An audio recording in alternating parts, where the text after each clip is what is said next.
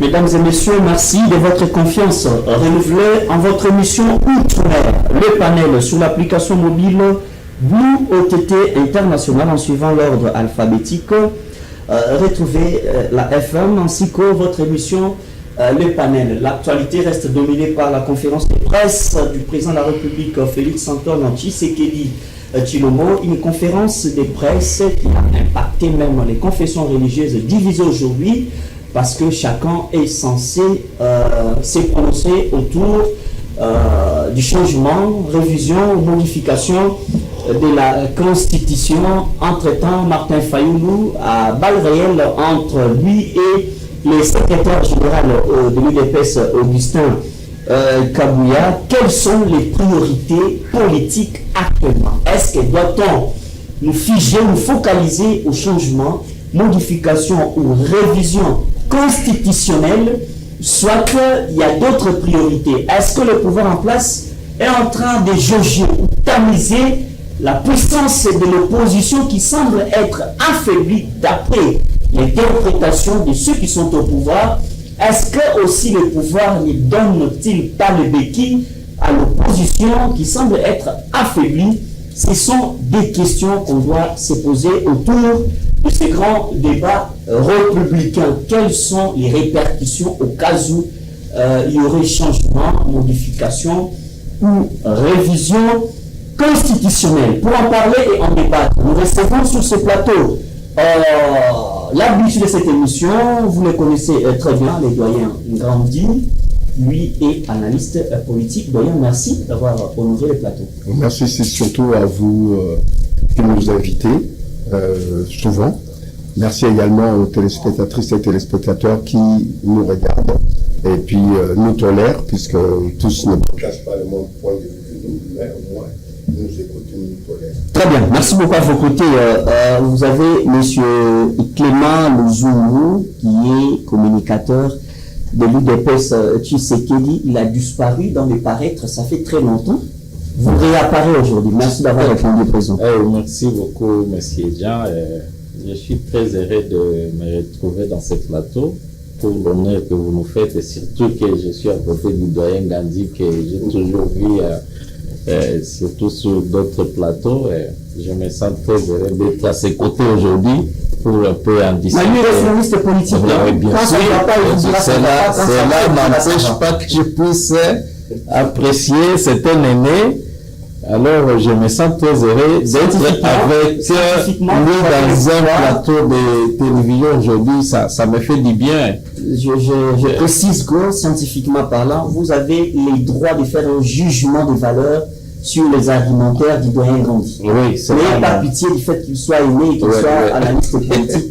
Ne pardonnez surtout pas. En face de vous, vous avez monsieur Marius Boubalaman. Lui, c'est pour la deuxième fois sur le plateau du panel, trop percutant. Merci d'avoir répondu présent. Vous êtes, voilà, il vous laisse le temps de vous présenter aussi. Marius Boubalaman, comme vous l'avez dit, président national du mouvement Congo de Valeurs. Le Congo de Valeurs, nous avions constaté que depuis un certain moment, nous avons perdu les valeurs citoyennes qui sont nécessaires pour le développement d'un pays. Nous pouvons avoir toutes les richesses possibles. Or, diamants, terres arables, fleuves, poissons, nous pouvons tout avoir. Mais si nous n'avons pas l'homme qui est porteur de certaines valeurs citoyennes, toutes ces richesses-là ne nous bénéficieront pas. C'est le cas aujourd'hui. Nous avons tout. Mais les valeurs citoyennes corrompues aujourd'hui, nous sommes en train de tourner en rond. Très bien. Depuis 1975, lorsque Mobutu Désiré Mobutu avait pris la décision. C'est la présentation. Oui, j'ai fini, vous prenez le temps pour permettre à ce qu'ils puissent comprendre le contour du Congo de Valeurs. Avait décidé de désaérianiser les entreprises privées de l'époque. Étant donné que les valeurs citoyennes, nous sommes sur la voie de le perdre déjà, toutes ces décisions-là ont contribué à faire chuter notre économie. Et voilà, aujourd'hui, il nous faut encore reconstruire ces valeurs citoyennes-là. Voilà pourquoi aujourd'hui, comme des valeurs est là, pour construire les nouveaux citoyens, les bons citoyens congolais. Très bien. Voilà, merci pour la considération que vous m'avez accordée en fait de participer sur ce plateau. Mes salutations à mes co-débatteurs ainsi qu'à mes populations qui seront de nous suivre à ce moment. Alors, ainsi s'ouvre ce grand débat républicain. La parole est accordée au doyen Grandine. J'insiste que vous êtes doyen, je sais de quoi je parle. Mais là, vous êtes face à votre propre sincérité. Vous êtes face aux valeurs les valeurs intrinsèques qu'il faut protéger. Vous avez une conférence de presse du chef de l'État Félix que vous avez toujours soutenue dans des contextes un peu précis. Mais est-ce que ce n'est pas de l'huile dans le feu? Vous avez le temps. L'huile sur le feu, je ne pense pas. Il n'est pas arrivé pour attiser le feu ou faire le contraire, etc. Le problème, c'était un moment de vérité, de clarté. Même si cette clarté-là, c'est pas un moment de clarté, dans le sens où peut-être qu'il y a certains messages qui sont passés de manière subliminale, mais c'est quand même passé. Il a essayé de contourner un peu la grande question du moment, qui était le point focal, à savoir changement ou modification de la Constitution, ou le maintien de la Constitution actuelle. Maintenir la Constitution actuelle, il a expliqué, et c'est mon ressort aussi, maintenir la Constitution actuelle, c'est tirer la balle au pied. Maintenir la Constitution actuelle, c'est se suicider, puisqu'il y a beaucoup d'éléments dans cette Constitution qui démontrent que notre pays n'existait pas en tant que notre pays. Notre pays était soumis au diktat des forces extérieures et particulièrement des forces rwandaises qui avaient non seulement loyauté notre armée, notre administration, nos services de sécurité. Moi, je pense qu'à un moment donné, il fallait, comme le président l'a dit, qu'on puisse s'arrêter et s'interroger, se poser de bonnes questions. On continue avec, on modifie ou on change. Moi, je pense que si on veut, compte tenu de ce que beaucoup critiquent, aujourd'hui, on critique la gouvernance. Aujourd'hui, on critique la façon dont l'État est gouverné, dont on gère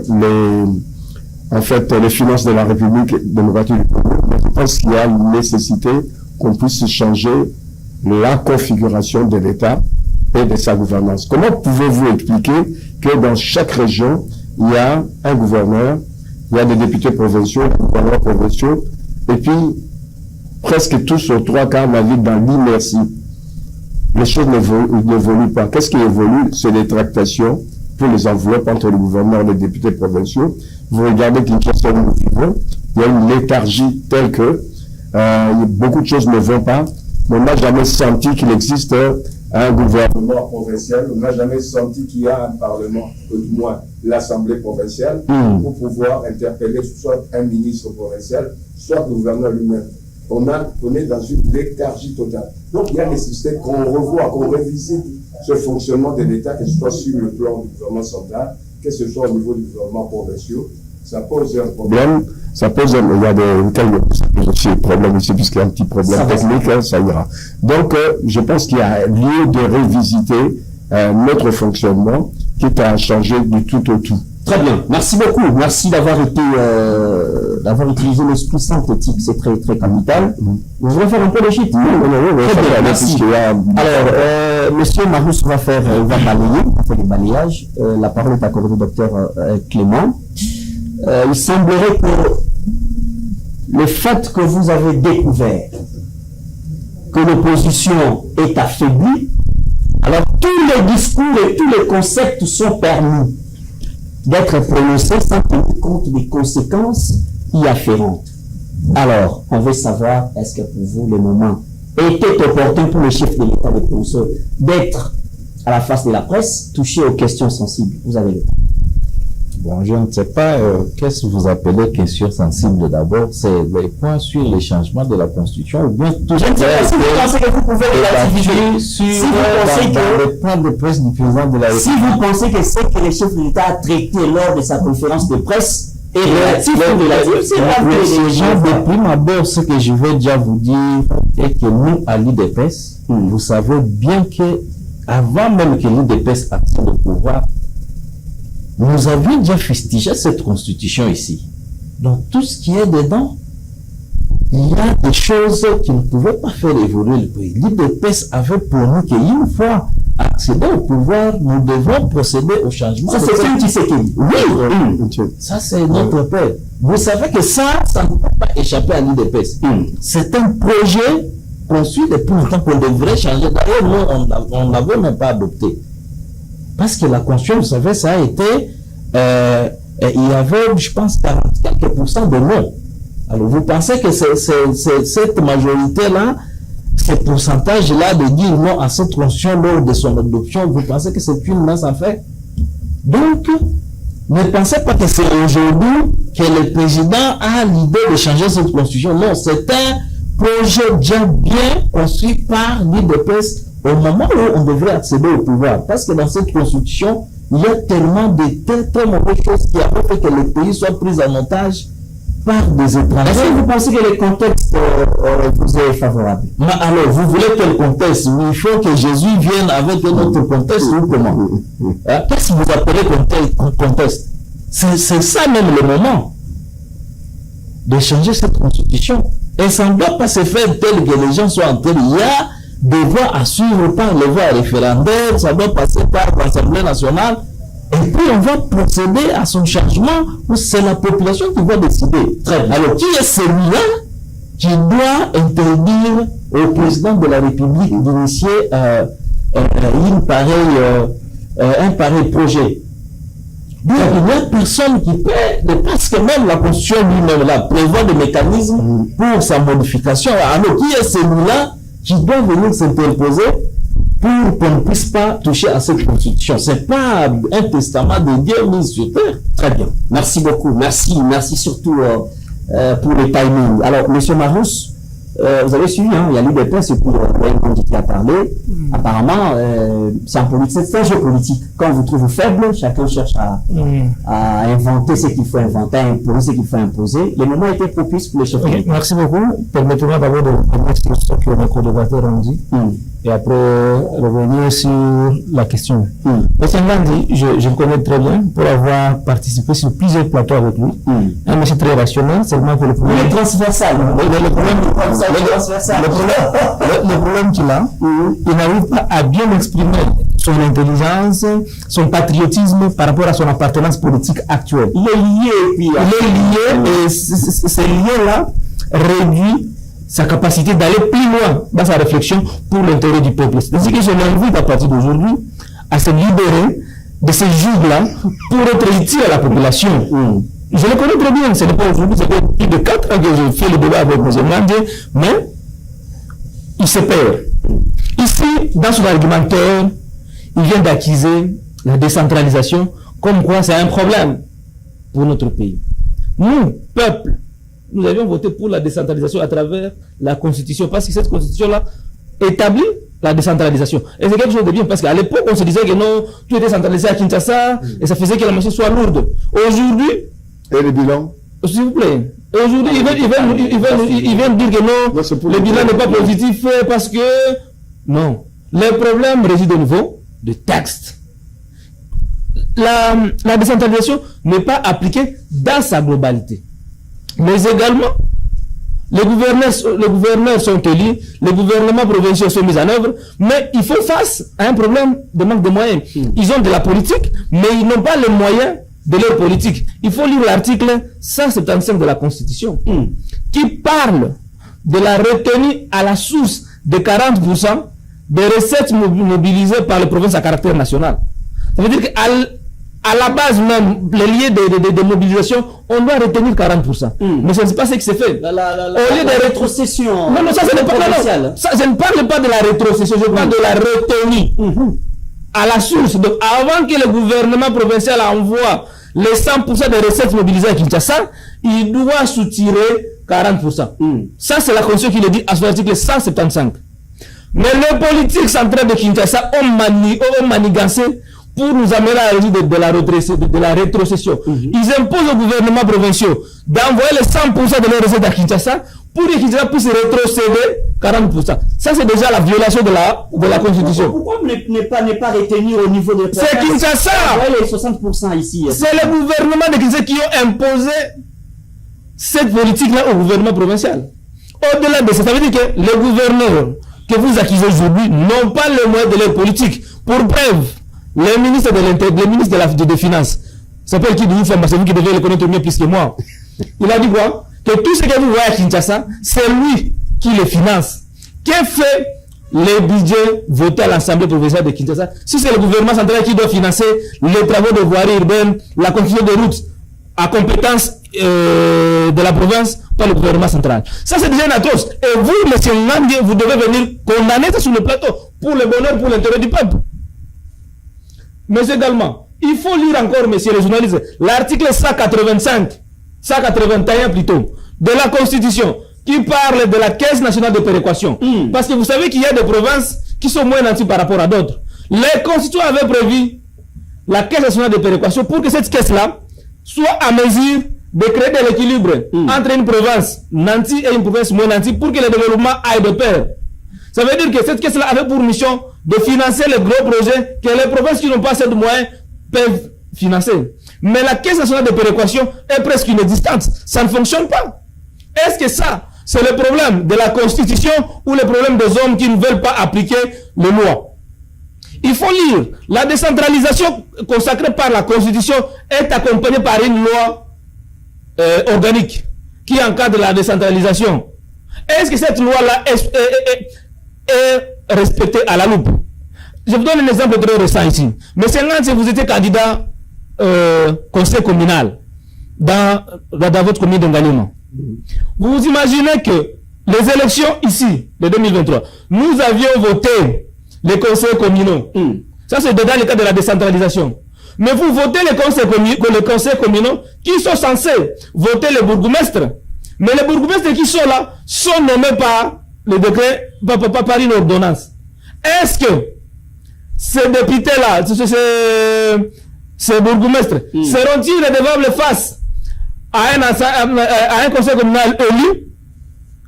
Est-ce qu'ils peuvent-ils répondre? Parce qu'ils sont nommés. Vont-ils répondre à un conseil qui est élu? Vous comprenez qu'il y a de l'amalgame. Et ces élections-là n'ont été organisées que seulement dans des grandes villes, dans les territoires, dans des villages. Ces élections-là n'ont pas eu lieu. Ça, c'est un problème. Ce n'est pas un problème de texte, mais c'est un problème des hommes qui n'arrivent pas à respecter le texte. Bati Mouko, vous l'avez bien dit. Et vous en êtes conscient, M. Ngandji. C'est pour dire que l'argument que vous avancez ne tient pas debout. Alors, nous devons observer la Constitution. Pour revenir à ce que le docteur a dit. Monsieur le docteur.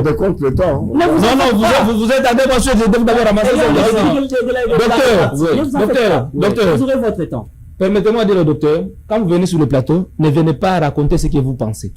Venez plutôt dire ce qui est dans le texte. Ce n'est pas ce que vous pensez là qui rejette la nation. Et il faut faire la part des choses entre le militant de l'UDPS et le peuple congolais. C'est deux mondes différents. Les militants de l'UDPS ne sont pas le peuple congolais. Ce sont les membres d'un regroupement qui font partie, qui constituent une partie infime de la population congolaise.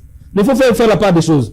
Si, en 2006, l'UDPS a voté pour non lors du référendum de 2006 pour la Constitution, c'est un droit. Mais au moment où la majorité l'avait emporté sur le non, cette Constitution-là s'applique sur tout le monde.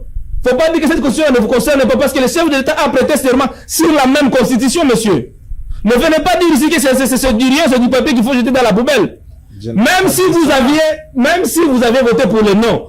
Mais cette Constitution-là, cette Constitution-là, l'UDPS a fait des marches. Je crois que vous avez participé à ces marches-là pour dire à Kabila non, ne touchez pas à la Constitution. Maintenant, pour revenir à la question. Mais moi, je vais être clair avec tout le monde. Là, vous avez qu'une minute. Par rapport à l'opportunité sur le changement de la Constitution. Nous, mougogiste que je suis, nous sommes légalistes. L'article 218 laisse la latitude à ce qu'on puisse réviser la Constitution. Que la Constitution puisse évoluer par rapport aux réalités d'aujourd'hui. Ouais. Et on parle de la modification ou bien de la révision. Vous comprenez? Mais l'article 219, étant donné que la Constitution constitue un tout, un ensemble, les articles sont complémentaires, sont interdépendants. Il vous dit que, parce que vous avez dit que c'est le moment qu'il faut changer la Constitution.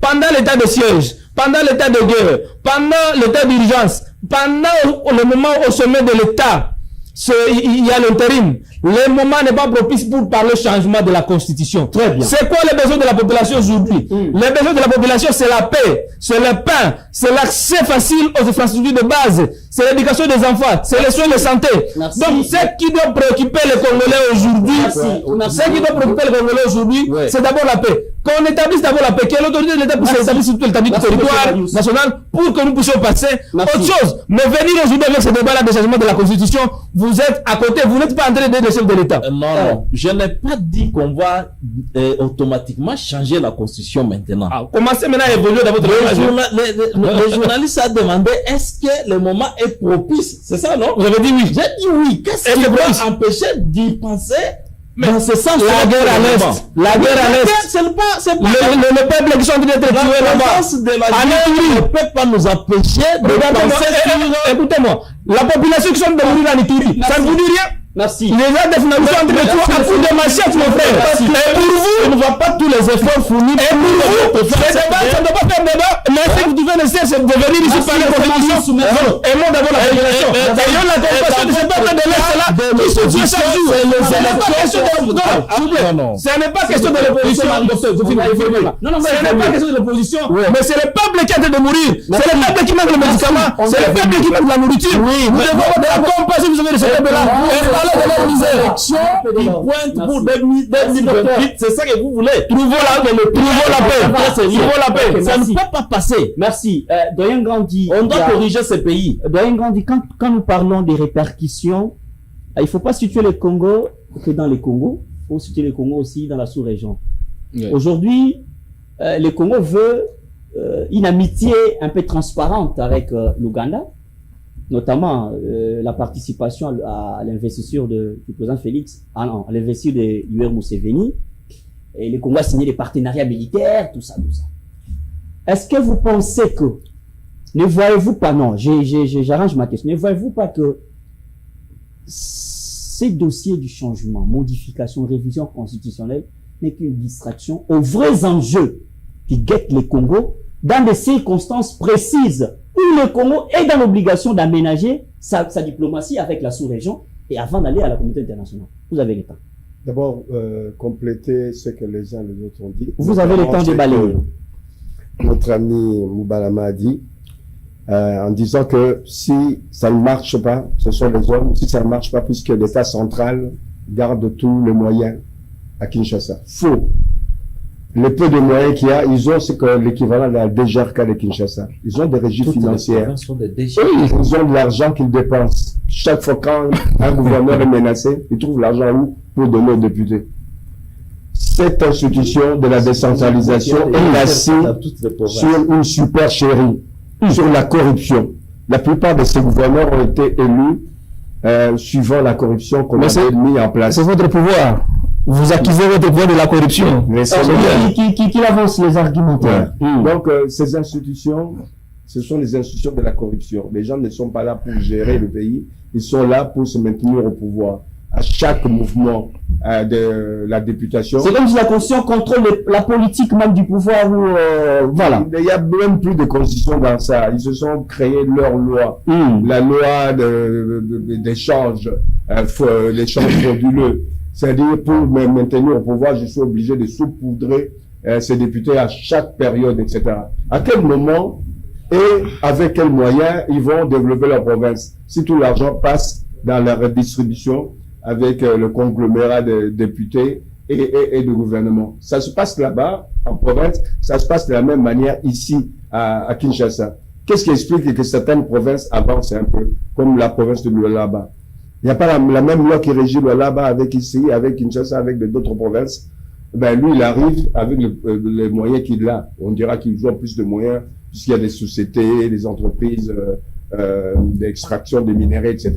Certes, ils ont plus de moyens, mais ils mettent ça dans la bonne direction pour développer leur province. Donc, ils viennent pas parler des constitutions, qui viennent pas parler que nous avons une bonne constitution. Une bonne constitution avec 500 députés qui vont, dont les 3/4 vont pour dormir.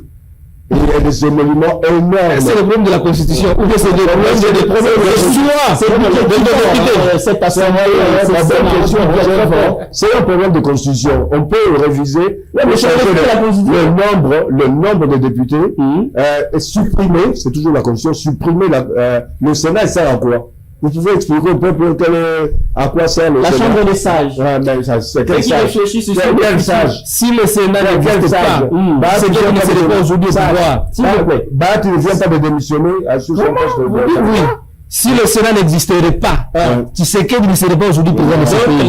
Parce qu'en 2015, en 2015, le Sénat avait rejeté la proposition de loi de changer la constitution pour que Kabila puisse revenir dans la troisième mandat. C'est là où vous saviez que si le Sénat n'avait pas là, Tshisekedi ne pouvait pas être. S'il vous plaît. Kabila allait passer. On doit, entre autres, changer de constitution puisqu'il y a des lacunes. Des lacunes hors émission. J'ai dit que il y a un pan entier de notre territoire qui n'est pas considéré par la Constitution. C'est ce qu'on appelle la zone économique exclusive. Après la mer territoriale qui est de 12 km depuis notre territoire terrestre, il y a 12 km. À partir de 12 km, on doit mesurer 200 000 marins, c'est-à-dire 370 km. C'est notre territoire qui n'est pas intégré dans notre constitution. C'est annexé à quelle nation? À notre nation. On a 200 000 marins, ça a 370 km. Pendant ce temps, puisque nous, l'État congolais ne se reconnaît pas dans ces territoires, d'autres nations, le Japon, la Chine et autres, pêchent là-bas. Et plus tard, peut-être, ils vont même exploiter ce qu'on appelle au niveau des fonds marins, les modules polymétalliques. Ce sont des cristaux de verre qui renferment presque les mêmes matières premières que nous avons ici. Ça pose un problème. Je vous ai cité les deux cas.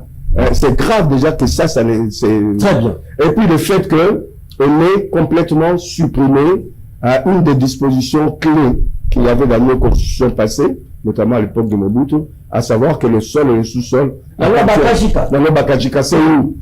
Entre autres, c'est ça. Mais je ne vais pas rentrer dans l'état si vous voulez un débat là-dessus sur la constitution. Moi, je vais rentrer dans la question. Les vrais enjeux.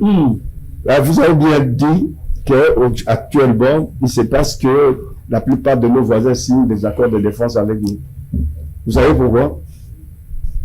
Puisque après avoir mis fin à la guerre dans quelques semaines, dans quelques mois, qu'aucun État puisse s'arroger le pouvoir d'aider un mouvement rebelle ou vienne nous attaquer, c'est signé sous l'œil de l'ordre américain. C'est signé dans le sens où dans quelques semaines, j'ai dit, ou dans quelques mois, cette année, la guerre sera finie. Il y a déjà... On ne veut pas tourner dans les superstitions. Non, c'est pas une superstition. La réalité est là. Que les États-Unis ont mis leur main. Vous l'avez pas. Nos télévisions n'ont pas insisté sur les accords avec les Américains. Dans l'article 12 de l'accord des Américains, il y a aussi cette disposition qui nous recommande. Merci. Non, c'est important, laissez-moi le dire. Qui nous recommande de faire, de réformer pas mal d'institutions. Ça, c'est grave. Le comment c'est prendre ça en compte, hein. C'est très grave. Et ensuite, de réformer notre constitution. C'est parmi les 10, puisqu'il y a certaines choses qui vont se faire. C'est ça doit être connu jusque-là. Ça n'a jamais été. Les gens ne lisent pas. Mais c'est grave. Vous ne comprenez pas. C'est très grave. Alors, je voulais enrichir ce que le doyen a dit sur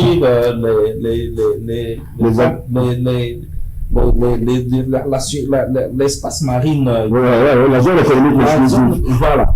Vous allez voir que dans cette constitution ici, dès le premier article jusqu'à la fin, à aucun endroit, on a notifié la superficie de notre pays. Encore. Qui est de 2,345,000 km².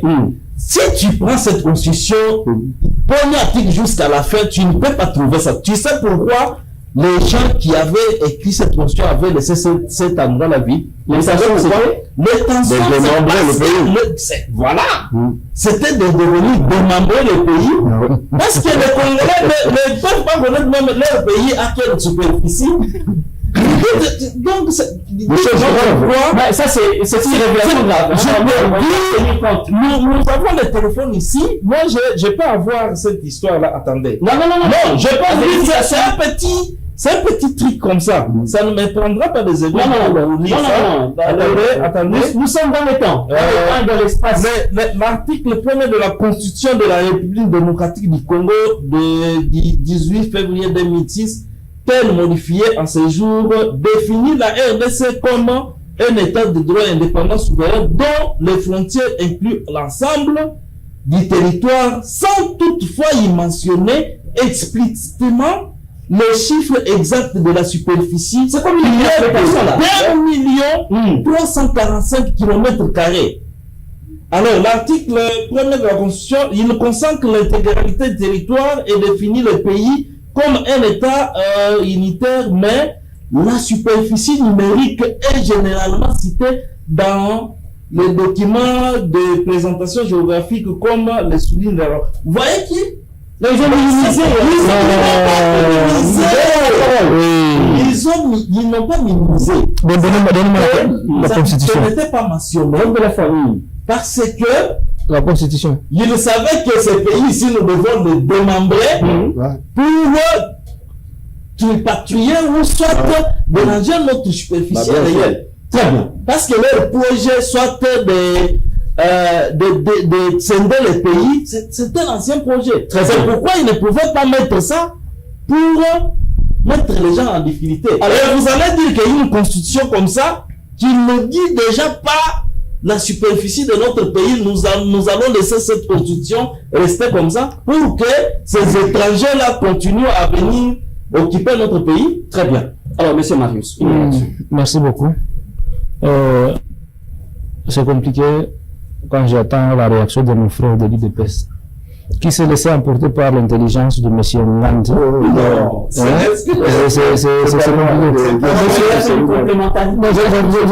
je vais m'expliquer. La loi mère, la Constitution, n'a pas tout, ne dit pas tout. Par conséquent, chaque article de la Constitution peut générer une loi organique. Ouais.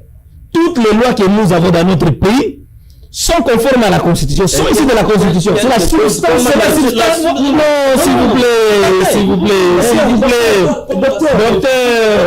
Docteur, il y a une loi organique qui accompagne ça. Non, mais vous allez rebondir. C'est un débat scientifique. Même moi-même, j'apprends. Les téléspectateurs apprennent, et les techniciens et la régie, tout le monde.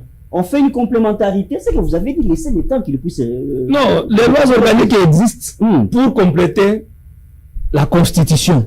Mais mes frères de l'UDPS, ils ne lisent pas. Ils pensent que c'est seulement la Constitution qui est censée tout déterminer. Non, la Constitution donne de grandes lignes. Mais les grandes lignes, c'est la superficie aussi. Qui découpe, lisez l'article 2 de la Constitution, qui nous montre la configuration de notre pays.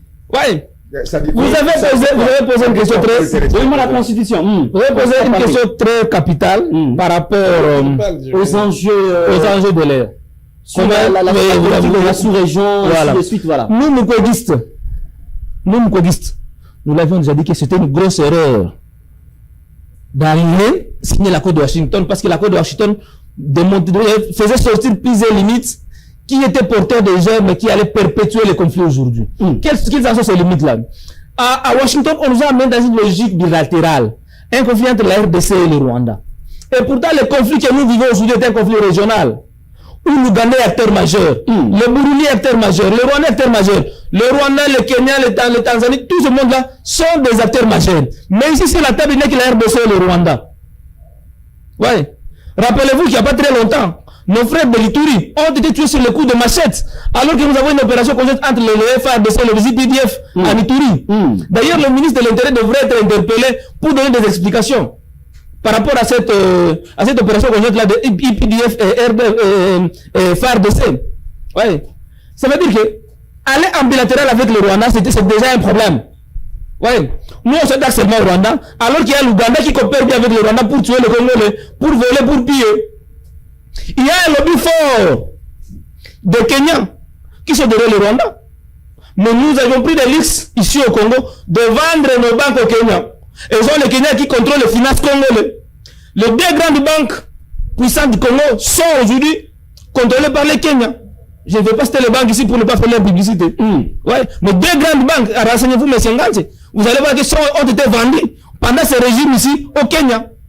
Et ce sont ces gens-là qui nous combattent aujourd'hui, qui sont les canaux par lesquels... Il faut le dire les choses telles qu'elles sont. S'il vous plaît. Les banques ont été anéanties par Kabila, un point, un trait. Oh là là, ouais. Mais c'est ça, mais oh là là. Equity Bank a été vendu quand? Non, la Procrédit Bank. Tembe Bank a été vendu quand? S'il vous plaît. J'ai pas de Procrédit. Je pas Procrédit vendu par les Kenyans aujourd'hui, c'est Equity Bank. Non, pas, oui, Procrédit, c'est Equity Bank et BCDC. Donc, 3 grandes banques congolaises ont été achetées par les Kenyans. Nous savons aujourd'hui la position du président William Ruto par rapport à ce conflit ici, par rapport à Kagame. Et c'est à ces gens-là que vous faites confiance, vous donnez tout. Ce sont ces gens-là qui contrôlent nos finances. Il y a ce problème-là bilatéral. Il y a le problème d'opacité dans ces accords-là. C'est très opaque. Quand bien même aujourd'hui on peut dire que non, l'Assemblée s'est prononcée. Mais normalement, avant que le chef de l'État puisse signer, comme a ratifié l'accord de Washington, un débat devrait être mené, un débat de fond à l'Assemblée nationale pour voir si ces accords-là sont conformes à nos lois internes. Mais on a laissé d'abord le chef de l'État ratifier pour que l'Assemblée nationale puisse discuter après. Et aujourd'hui, Ngati, vous dit, s'il vous plaît, monsieur Ngati, non, mais vous allez prendre. La ratification ne vient jamais avant. Non, il y a des articles qui. Vous allez prendre la parole. Les gens risquent de garder ça. Non, vous allez prendre la parole. Moi, je vous ai écoutez, monsieur. C'est grave. À l'Assemblée nationale, on a laissé le chef de l'État ratifier d'abord et à la fin pour discuter, pour en débattre. Or, le débat là, c'est pour voter la loi de ratification, qui autorise la ratification. Et quand on parle d'une loi, c'est que cette loi-là doit être conforme. Le chef d'État ne peut pas promulguer une loi qui n'est pas conforme à la Constitution. Ça devrait être soumis, n'est-ce pas, à la Cour constitutionnelle pour étudier la conformité avec la Constitution. Aujourd'hui, Ngati vient de vous révéler ici qu'on doit adapter, ça c'est très grave, monsieur Ngati, ça ne devrait pas venir de vous, qu'on doit adapter notre Constitution, nos lois par rapport à l'accord. Et cet accord-là a une suprématie. Il y a l'icône de notre Constitution. C'est ces accords-là qui devraient se conformer avant d'être signés à notre Constitution. Très bien. Vous dites aussi ce qui est plus grave et vous ne connaissez pas. Vous dites ici que on doit voir la Constitution. Non, on ne dit pas la Constitution. C'est vous qui parlez de la Constitution. Mais plutôt nos lois au niveau de la justice. Si je vous ai parlé de lois organiques. Les Américains vous disent que non, vous devez revoir vos lois à l'interne, liées à la justice, et non pas à la Constitution. Mais vous, tellement que vous avez ces faux, vous savez, vous êtes emporté par ces démons-là de la révision pour votre secret, pour un troisième mandat, vous parlez de la Constitution. La Constitution ne sera pas changée, premièrement parce que déjà dans votre camp, vous commencez à nuancer, vous étiez dans un combat du changement, aujourd'hui vous commencez à parler de la modification. Déjà, vous comprenez que vous êtes déjà KO parce que c'est ce plan. Mais aujourd'hui, c'est ça le débat. Merci. Ça veut dire que 2028, tu sais qu'il finit son mandat, calmement, il prépare son dauphin. Nous aussi, nous allons présenter notre candidat. Et puis, nous allons aux élections. Très bien. Contre votre dauphin, mais pas contre Tshisekedi. Parce que Tshisekedi aura déjà fait ses 2 mandats constitutionnels. Merci beaucoup. Non, mais il y a un problème très grave. D'abord, moi, j'ai toujours demandé, souhaité que la formation des relations internationales soit donnée dans toutes les facultés, quelle que soit la faculté. Comme les notions élémentaires. Des notions élémentaires, dans le sens où même un médecin peut être appelé à aller négocier à l'extérieur. Il lui faut quelque part une base. Mais quand le représentant de Mukwege, d'abord, il peut être candidat aux élections présidentielles, même pendant un siècle, il ne sera jamais président de la République dans ce pays. Ça, c'est votre point de vue. Vous n'êtes pas... c'est votre point de vue. Je ne veux pas discuter. C'est le mien. C'est votre point de vue. Je vous ai laissé parler. Voilà. Mais quand vous parlez que le président a ratifié, c'est que vous ne comprenez pas, vous ne voyez pas comment les choses se négocient au niveau international. Il y a eu d'abord le paraphe de notre ministre des Affaires étrangères en langage des relations internationales. Le paraphe, on paraphe les accords. Et ensuite, le président de la République est venu signer cet accord. Et à la fin de compte, pour respecter les règles au niveau international, il y a la ratification. La ratification, c'est le président qui le fera après débat au niveau de l'Assemblée. Dans notre contexte, ça a été fait avant, ça a été fait avant le débat. Non. Oui. C'est après le débat que le président, c'est comme si on disait la promulgation. Après débat, s'il y a accord de l'Assemblée, le président ratifie. C'est comme ça que ça se passe. Au moins, il y a une leçon pour vous. Mais est-ce qu'il y a eu un débat avant que le président puisse ratifier? Non. Mais il y a eu un débat. C'est après. C'est récemment ce que je viens de faire. Mais c'est vrai, avant ou après? Avant la ratification, après la ratification. Avant la ratification. Vous ne comprenez pas les systèmes, c'est comme la promulgation. La loi est d'abord promulguée. Non, n'acceptez pas ça. Mais Seigneur, non, ça sort de lui-même. Non, quand vous acceptez ça, le téléspectateur peut croire que ce qu'il dit c'est vrai. Bien sûr. Mais là, tu ne dis pas vrai. Mais c'est là, tu ne dis pas vrai. Je suis à l'aise dans ce domaine. Ça m'étonnerait que vous soyez à l'aise dans le code de vérité, mais c'est international. Dans le droit international, c'est mon domaine. Je ne rêve pas. Comme vous connaissez les versets bibliques, tel que moi je connais aussi. Merci. Non, j'ai pas fini. Chacun fait la réaction. Non, je peux pas toujours, on peut pas toujours réagir par rapport à lui. Donc, pour le jeu qu'il y a ici, non seulement ce qui se passe actuellement au niveau de nos frontières, c'est-à-dire Centrafrique, Ouganda, etc., qui signent des accords avec le Congo démocratique, c'est pour que celui qui va lever le doigt prochainement, il soit terrassé tout de suite. Et je vous ai dit, et je le répète, vous pouvez vérifier ce soir, demain ou après-demain, il y a déjà une gestation au niveau de certaines contrées, au niveau de l'Est, l'armée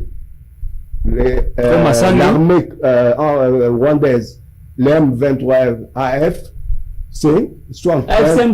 M23, ils sont en train de dégager certains territoires. C'est pour vous dire que c'est un signalement. On va vers la fin de conflit à l'Est. Docteur. Tous seront terrassés. Alors, très bien. Bon. Moi, je ne comprends pas cette histoire qu'il dit de la ratification. Ce que je pense. Non, dites ce qui... Non, ne pensez pas. Le président signe d'abord les accords. Et puis après, maintenant, on soumet ça à l'Assemblée nationale. Et le président ratifie. Et le président ratifie. C'est ça la démarche. La démarche qui a été faite. Je peux corriger. Ça a été signé et après, on avait ramené ça à la paraffé, signé et ensuite ratification. C'est comme ça que ça a été fait. Je ne sais pas si c'était le contraire. C'est pourquoi je vous ai dit avant de venir sur le plateau de cœur, il faut lire la Constitution. L'article 213 dit quoi? Ça donne l'attitude au chef de l'État d'engager le pays à travers les traités internationaux. L'article 213, c'est ce qu'on dit est non soumis à la ratification. Pour certains. Voilà. Maintenant, l'article 214 vient limiter la portée de la disposition 213. Ça dit quoi? Ça montre les matières qui sont limitées, qui doivent d'abord passer par l'Assemblée nationale avant, s'il vous plaît. Donc, passer d'abord à l'Assemblée nationale avant que les chefs d'État ne puissent le ratifier. D'abord, le traité de paix, le traité de commerce international, le traité de résolution des conflits internationaux, le traité lié à l'état de personnes qui devons recevoir dans notre pays. Ça doit d'abord passer à l'Assemblée nationale. C'est une d'une loi. Voilà. Qui doit être soumis à un débat. À l'Assemblée nationale, s'il vous plaît. À l'Assemblée nationale. On vote une loi autorisant la ratification. C'est après que cette loi-là est votée, qui est conforme à la Constitution, que le chef de l'État maintenant doit ratifier. Voilà pourquoi je vous dit que la Constitution doit suivre, doit être modifiée pour s'adapter aux accords. Mais ça, c'est une absurdité totale, monsieur Ngatier. Je vous accorde votre temps. Une réaction. Bon, si c'est qu'il a envie de dire, je ne suis pas sûr. Lisez la Constitution. Non, les articles sont corrects. Il n'y a pas à discuter. C'est correct, hein? Voilà. Non, vous validez la parole. Non, je valide le sens où le président a suivi le processus. Non, il n'a pas suivi parce que la ratification, la loi de ratification a été votée après que le chef d'État ait signé. Et cela, ça a été sans débat, sans modification. Alors, docteur, vous continuez. Je ne suis pas sûr de ce qu'il a en train de dire là. Vous avez la totale liberté. Tu vois, les accords des États-Unis, il y avait deux phases. Il y avait la phase où le ministre de l'Intérieur, donc le ministre des Affaires étrangères, l'autre ministre là avait. Il a paraffé. Après, quand le président est arrivé, le président est allé signer. Et ensuite, le Parlement a débattu. C'est là qu'il y a erreur. C'est là qu'il y a erreur. Monsieur le journaliste, en fait, la signature du chef de l'État devrait venir après l'Assemblée nationale. Ça va, merci. On va faire un point de chute parce que, est-ce que vous savez que nous débordons les temps? On peut faire 2 heures. Ah bon? C'est pas vrai. On va faire les tours de table avec une proposition un peu patriotique. Oui. Je commence avec vous. Pour éviter qu'il y ait répercussions au niveau de la population, au niveau des classes politiques, au niveau de tout ce qui peut entraver la paix au sein du pays, est-ce qu'il n'y a pas moyen que Tshisekedi comprenne qu'il peut laisser la présidence à sa majorité présidentielle, qu'on puisse présenter quelqu'un d'autre et que la paix soit garantie, qu'il parte sans qu'il y ait un problème, parce qu'il a dit, si le peuple le lui demandait, il a cette possibilité de le faire. Pourquoi ne pas refuser? Pourquoi refuser? Non, entre refus, volonté et la réalité. Ce que vous dites, Non, vous avez chacun une question pareille. ce que vous dites là, c'est comme si on marchait sur la tête. Vous avez eu un chef de l'État ici, qui n'était pas d'abord un national, qui a cassé toute l'économie, le pan de l'économie du pays, qui a tout racheté, qui a recréé des entreprises propres à lui, en relation avec l'étranger. Personne n'a pipé un mot. Un national vient, il va dans le bon sens dans tous les secteurs, puisque si on pouvait parler économie, Tout en présentant certaines excuses regarde d'avoir rassuré sans tenir compte on regarde les de tout. statistiques de l'évolution de ce pays entre 2019 et ce jour, et le pays, pendant les 20 ans des Kabila, de deux Kabila, même s'il faut rajouter les 32 ans de Mobutu, vous verrez que le président actuel, en moins de 10 ans, a fait de prouesses dans les différents domaines. Merci. Donc, lui demander de laisser le pouvoir pour le Tshisekedi. Ah, monsieur Ngati, vous êtes de ce pays. C'est ça même l'esprit. Non. Quelle c'est une constitution? La constitution, là, c'est le peuple qui décidera si c'est une bonne ou une mauvaise. Il y aura un référendum, le peuple dirigera nos débats, va convaincre ou non les gens d'un côté ou de l'autre. D'une manière générale, le peuple n'est pas gagnant dans cette constitution. Merci. Mais on veut faire une constitution qui fasse à ce que... Chacun sa question. À vous, est-ce que vous vous sentez à l'aise aujourd'hui à l'UDPS de voir que la polémique soulevée sur le changement de la Constitution commence à déranger la classe, la religion ou les confessions religieuses, et que vous êtes capable d'assumer certaines responsabilités au cas où la foi serait impactée par des ordres politiques? Quelles sont les confessions religieuses qui sont dérangées par... Vous avez la réponse. Vous avez la réponse. Vous posez des questions, vous avez la réponse. Non, c'est toi qui viens de soulever ça comme question. Il faut d'abord me spécifier. Non, si vous n'avez pas les réponses, je vais passer la parole à M. Marius. Si vous pensez que les confessions religieuses, ça va. Vous savez que l'Église catholique aussi aujourd'hui est pour les réformes de cette constitution. Ils ont varié. Vous savez ça? Non, mais l'Église de réveil ont opté pour qu'il y ait changement de la constitution. Parce que je vous ai dit, la majorité. Dans cette constitution ici, vous avez que le pays a été vendu. Il y a des articles. Me donnez ces articles, non, je ne veux pas parler à l'autre. Donnez des articles qui sont opaques. La superficie de notre pays. Donnez-moi la parole pour conclure, monsieur. Attendez, c'est pas encore terminé. Et puis, cette constitution, il faut qu'on échappe. Donc, ça sera changé. C'est comme si c'était déjà fait. Vous avez suivi ma question. Vous avez suivi la question. Donc, vous savez que le président avait parlé, il y a la différence entre un homme d'État et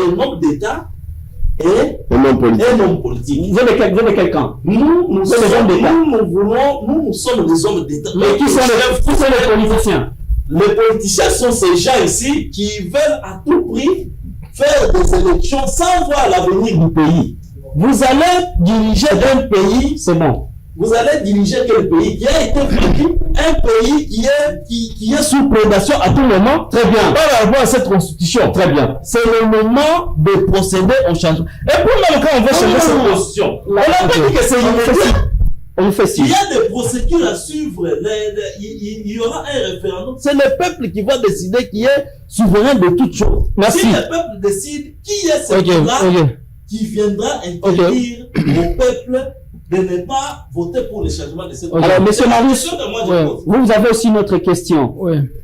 Est-ce que vous vous sentez aujourd'hui à l'aise de faire semblant que cette constitution a été taillée sur mesure pendant qu'il fallait retrouver la paix dans l'accord de Sand City? C'est ça? l'accord de Saint-Titi, il fallait ramener les autres de la brousse, et puis que cette constitution a maintenant expiré après ces concessions, et qu'il faut réadapter les choses, le Congo doit évoluer. Non, je sais que vous êtes scientifique, très scientifique, philosophe, et la philosophie va de pair avec l'histoire. La constitution que nous avons n'est pas la constitution des belligérants.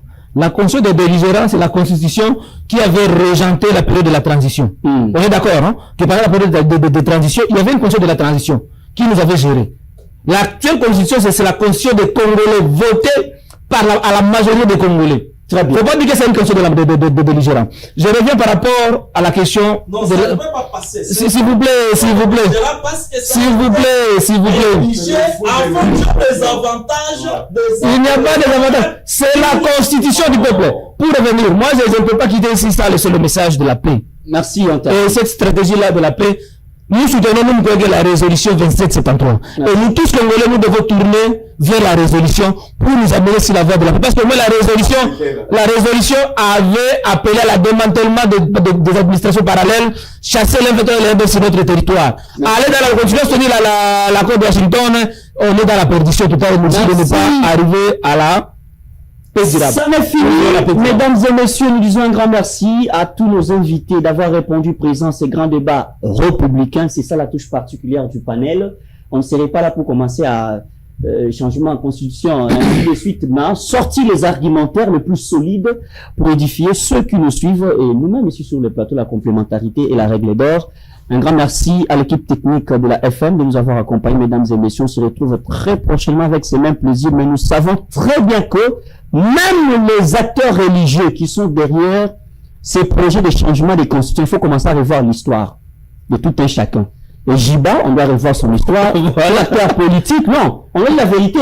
Peut-être que les gens pensent que Jiba est là en tant qu'acteur religieux, mais ils oublient qu'il a une portée politique. Et Jiba était élu député national de la Founa sous le parti politique du Zarias Louberois de criminel. Mais il est ici comme député national.